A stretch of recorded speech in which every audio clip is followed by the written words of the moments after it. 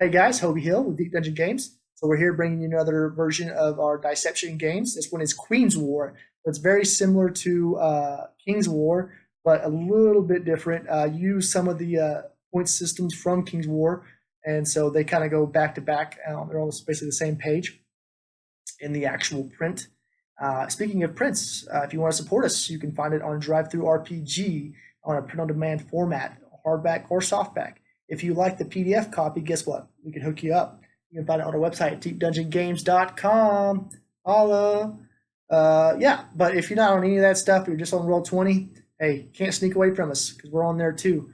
We're trying to get you everything you need, however we can do it. So if you got any questions, just leave it in the comments. Without any further ado, here's Queen's War. Hey guys, so we're going to be doing Queen's War here. So in this game, the game rules are as follows, which you'll need a D20, a D10, and a D4. So the dice rules are as follows. You have a 1 for your suit, you have a spade, you have a 2, you have a club, you have a 3, you have a heart, and if you have a 4, you have a diamond. So sorry, I got confused there. Okay, so if you roll a 1 on the D10, that means you drew a face card. It means an ace, jack, king, queen, or king.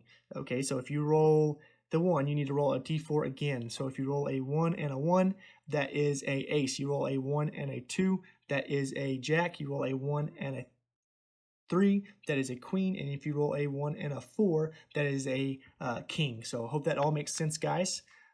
Yeah, so let's read the rules. The time each player in Her Royal Highness the Queen. Every player rolls a d4 to determine their suit. So I will go ahead and do that. I am a 4, so that means I am a diamond. To determine their suit, each player then rolls to draw their own cards over 10 rounds. The Queen wants to be hands-on after all. The Queen's War plays out as much as the way King War did, but with one major exception. Queens can steal cards from each other or owe the traitor's switch. Players may wish to have the piece of scratch paper to keep up with the royal hijinks. A queen who wishes to steal from another rolls a d20. Her chosen opponent does the same. If the stealing queen rolls higher, she may take 1 card from the losing player. However, if the stealing queen rolls lower, she loses, and her opponent can take 2 cards from her. Each player can steal once per round. If the player has 0 cards, the peasants revolt and it's off with their head. So essentially, it's a game of stealing cards and points.